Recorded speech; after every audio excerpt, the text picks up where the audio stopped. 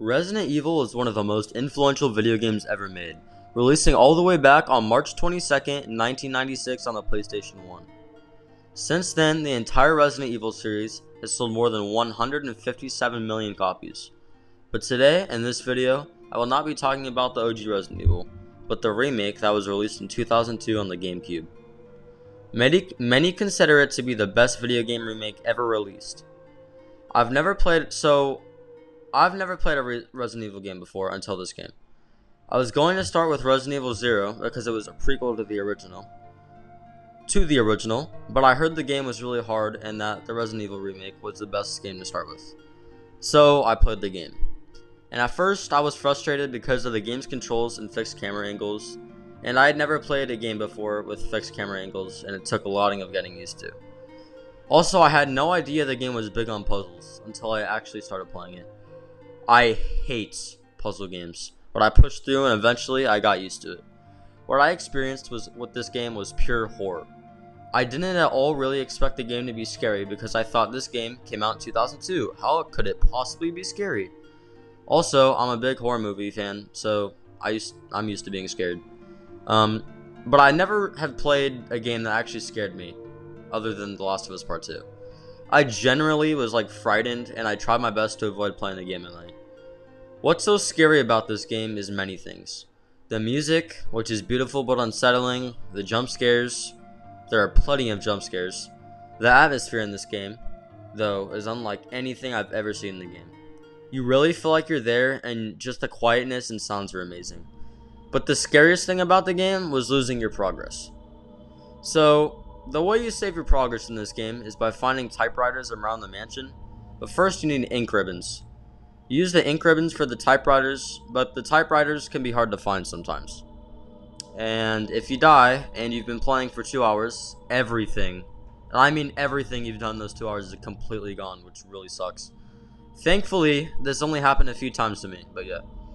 Now, the next thing I want to talk about is how freaking stupid I am. So back to talking about how I suck at puzzle games. Woof. So on the website howlongtobeat.com, the game takes around 12 hours to complete. Guess how long it took me to beat it?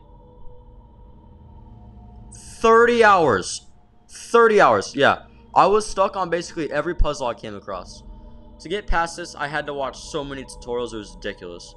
And shout out to Corey Kenshin, I watched his whole series on this game for help. And Shirako's long play helped me out a lot too. And now I want to talk about the difficulty of the game. So it didn't just take me 30 hours for the puzzles, but for a bunch of other reasons.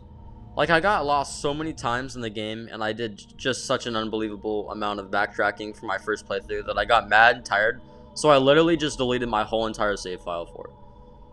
I wasn't that far into the game, but still. And I forgot to mention there are two characters that you can choose to play in this game. Chris Redfield and Jill Valentine. I chose Jill only because I looked up on Google which character to play, and Google said Jill because she was easier.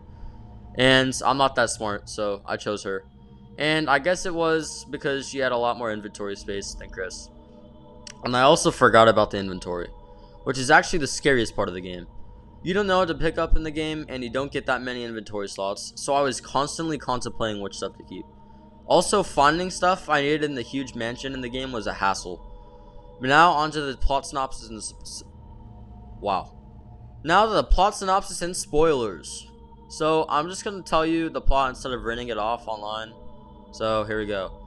Stars is this team of elite police or something like that, and they're looking for their team members in the Raccoon City forest in a helicopter.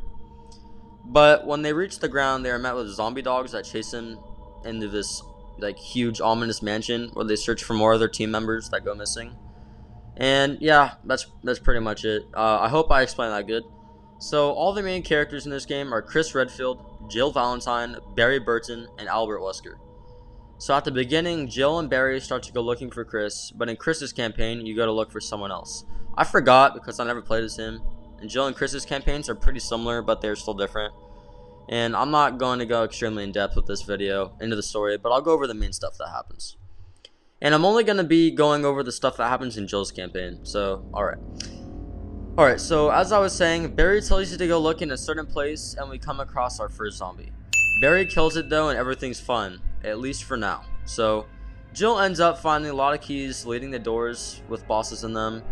So some of the bosses are Jan, this giant snake that you come across twice, Neptune, a shark. He has an extremely easy boss fight, easiest boss fight of the game. A giant spider, a giant killer plant called Plant 42, and those are all the ones that came to my mind right now. But eventually you find out that there is something really weird going on, and you find this out through notes you find around the mansion. But not only are you in the mansion in this game, but you also go outside and underground a lot. So on with the story, a lot of time passes. Barry calls you on your walkie-talkie, warning you that there's a monster with chains that's extremely dangerous. We eventually find out the backstory of this monster, and we find out it was a girl named Lisa Trevor. And she had experiments done on her, and so she appears with many different faces and chains all around her. We encounter her outside for the first time, and then we don't see her until the end of the game. Also, there is a puzzle outside in the graveyard where you go into this tomb and you have to find these 4 masks around the mansion, and when you put them in the tomb, a boss fight happens. The boss is known as the Crimson Head, which is a zombie that returns from the dead.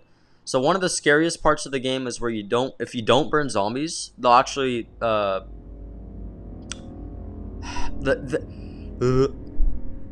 they will get back up stronger and attack you. Sorry, I don't know what that was. Anyway, you unlock the last door in the mansion, and it leads you underground to fight with Lisa Trevor once again. You find out her tragic backstory, and you learn that this evil corporation named Umbrella did experiments on her, and that her parents were taken away and killed by them, and all she wants is her parents back.